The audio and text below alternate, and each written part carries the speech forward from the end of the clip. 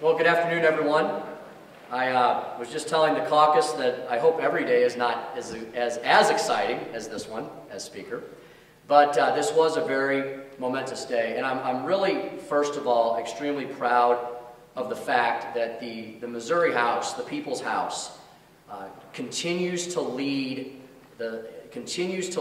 where our governor fails to, and I'm very proud that this House has led on an issue that is important to all Missourians. So I want to thank all my House colleagues. Excellent job. Thank you. I'll address a bill, because I know you all ask about it. I'll address a bill that we did not decide to take up a motion on today first, and that was House Bill 1329, commonly referred to as the auto sales tax bill. You know, that sales and use tax issue was a problem not of our creating and not of our choosing. And that was handed to us at the beginning of last session, courtesy of the court, which overturned, I've been lowballing this number all day, actually 60+ years of legal precedent. The way our state operated, the way our small businesses operated. The court threw out the ability of local county and city governments to collect local sales taxes that pay for all the services we rely upon every day. Police officers, firefighters, emergency responders, and all of our other local employees. The court's action did nothing to impact state revenues.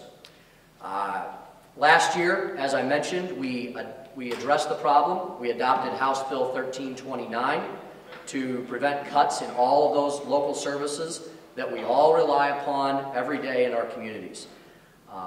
Under House Bill 1329, the local sales tax rate on cars that would be in place today, if not vetoed, it would have been the same as the one that was in place in January. So the House bill that we passed during session was not an increase in the tax rate, and it was not a new tax. It was simply going back to what we had done for 60 years prior.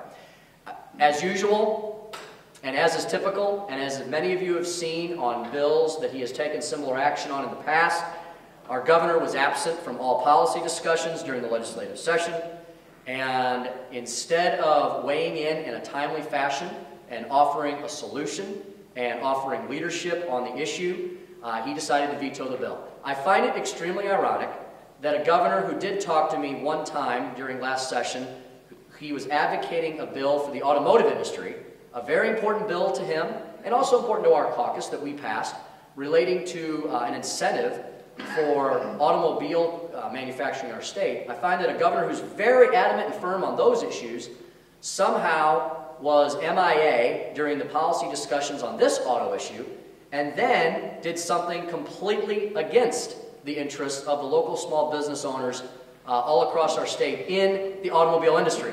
I'm not sure how he reconciles the two. Moreover, besides vetoing the bill, he, to this day, has really proposed no alternative solution. I have said several times, and I'll repeat it again here today, that I would welcome his call for a special session. We could have had one this week. All 104 of us, plus majority of the Democrats, were up here, as was the Senate. We could have worked on this issue. We could have come up with some kind of compromise position, whether it was fixing the bill that was currently under consideration to his liking, or whether it was creating some kind of incentive to encourage Missouri residents, citizens to purchase their vehicles in-state, which would have resolved the problem. Instead, our governor seems to want to incentivize Missouri citizens to purchase products outside of Missouri and to spend their dollars not with Missouri businesses. So in this economic climate, I just find that extremely disturbing. Today, members of the Minority Caucus have formed our leadership team that, due to Governor Nixon's extremely partisan political gamesmanship on this issue, they simply were not going to have the numbers that we needed to override this veto. We do not have a veto-proof majority. I wish we did, so we don't control our destiny on any veto overrides. This was an extremely difficult issue and one that we needed Democratic participation and buy-in on. We did not have it. Contra to that, I'm very proud of the fact that our caucus passed Senate Bill 749. I want to credit Sandy Crawford, Representative Crawford, for another excellent job well done on the House floor. You know, this bill goes back to the very beginning of where these problems emanate from, and that's with President Obama's massive overhaul of our healthcare system, which was a federal bill, which was, as Justice Roberts points out, a tax, and as many political experts and authorities in the field have pointed out, probably the largest tax ever on the American people ever in history. In addition to the massive taxation inherent in that bill, there's a massive amount of new regulations and mandates. Following up on where we know Missourians are based upon their vote on the Healthcare Freedom Act, an overwhelming supermajority vote of Missourians just about a year and a half ago on Prop C, who approved that by 72%. We know that Missourians overwhelmingly disapprove of what President Obama has done to our healthcare system. Senate Bill 749 was an effort to address some of those problems inherent in that bill. I credit Senator Lamping with having the vision and the foresight to recognize that issue early on in last session and to move that bill skillfully over to us in the House, and that we were able to pass it in the House. It's become more important than ever because of the Supreme Court upholding Obamacare that we work to protect the religious freedom, liberties, conscience rights, and more importantly, the business decisions of Missouri's small business owners from this massive federal intrusion.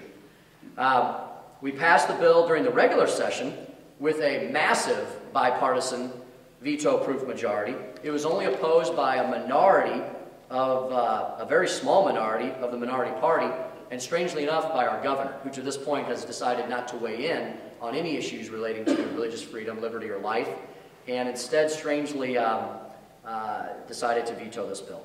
As you saw, it was a very difficult vote. Our number was a few votes higher. However, two of the Democratic members who we were counting on, one did not make an appearance here today, and the other one changed their vote. So that's why we passed it, but it was by a razor-thin majority, but the only thing that matters is we got our 109. We overrode the governor, and we showed leadership on an issue important to all Missourians. Happy to take any questions. On the sales tax issue on the special session, when you say you welcome the special session, are you calling on the governor to call a special session, or you would be supportive of that if he does? I just want to make sure I'm characterizing where you are. I would challenge the governor to come up with a solution to the problem he has ultimately caused Missouri small business owners, cities, and counties. And I welcome the discussion, and I would welcome a special session to fix the problem. I think there's a number of different ways to fix the problem, and we showed we could do it during regular session. We could do it again in another regular session or a special session. Fixing this bill in this veto session just proved too high of a gold reach. One issue that was brought up on the floor during the debate is an economic issue of a mandate as a cost to employers. I think that's what Representative Riddle meant when she was talking about that. Was an extra cost to employers of adding this coverage to their plans. Is that what you meant? Is it economic burden? They offer this as a benefit, and so it is their business, and they are offering a benefit. Therefore, they should be able to decide what is in that benefit. And so is there a cost? There's always a cost. Whether you call it it's intrinsic, monetary, there's a cost involved. Well, if health insurance mandates are such a burden, are you all going to start repealing the ones that you all have enacted, like autism coverage and other areas? Well, we are talking about something that is facing us right now that our public has already addressed with their thoughts, and that is the sanctity of human life and the ability to choose that, and our religious freedom. So I go back to how is this nation founded? And it's founded on those things that we value, and that's how people ended up here to begin with. So just to make sure, it's okay for the state to impose mandates that impose costs, but not the federal government. We're talking about a conscience. Those are the things that come up as we discuss this. And so as a business owner, and I'm not a business owner, but there are many in this state that are fighting to survive. And so for them to offer to their employees, and they're the engine of this state. Those are the people that are keeping our state moving, that are employing Missouri citizens. They ought to have the right to decide that. the car tax bill is important enough to merit the cost of a special session? I do. You know, the numbers are a bit overwhelming when you look at the loss of revenue to Missouri small businesses and to cities and counties. And the fact that this governor was more than willing to make a stand against Missouri small businesses, cities, and counties without offering a solution, he knows that we're not back here unless he calls us back until next January. And so by his own hand, he's responsible for this time lag. And he has the ability to call us in at any time to solve major problems confronting Missourians. And I think this is one of those times that power should be used. Special session doesn't happen. Do you move quickly to try and pass something right off the bat in January? I've already spoken with many of the stakeholders involved who represent these Missouri small businesses, and they're already working on various different legislative proposals. And when they come up with something, we'll definitely sit down with them. If it needs to move quickly, we'll move as quickly as we need to. Were the concerns still the retroactive aspect of it, and then the constitutional questions that you had mentioned from this morning? Yes. You know, I believe that if the retroactivity problem is taken care of, this caucus, this General Assembly, would be able to pass that same bill again. The question then becomes, does the governor veto the bill again? And that's what I'm consistently talking about with his lack of availability, his lack of input, his lack of leadership on issues that, this is an issue that affects this affects everyone. This affects everyone in the state. And it grossly impacts those along our borders. Missouri's bordered by 8 states. And so this is, I can't downplay the crisis that I think we're in, but it's gonna require some leadership on the governor's part as the chief executive, because the buck does stop with him. And, but if we don't have any buy-in, we don't have any assistance, we don't have any help from him, then we'll lead next year again, and we'll pass something early on if we have to with an emergency clause.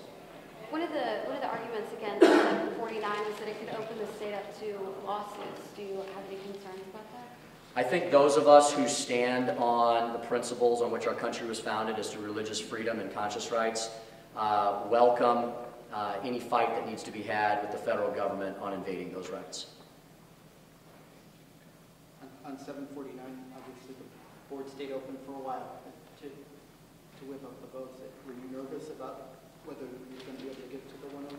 I was a little concerned because, like I said, we did a pretty thorough count on that bill, and we had a lot of assistance from those in the religious and church communities, such as I have to give a lot of credit to the Catholic Conference, who helped me on this, helped all of us on this issue, both Democrats and Republicans, and also many of the other stakeholders who are interested in these issues. And all of the groups that were working on this, including our own internal numbers, and I will also say from the Democratic caucus. The Democratic caucus, we compared notes, and they had us at 112 votes as well. And when we look at where some individuals were missing, we had 112 votes. And as I mentioned, 4 votes changed.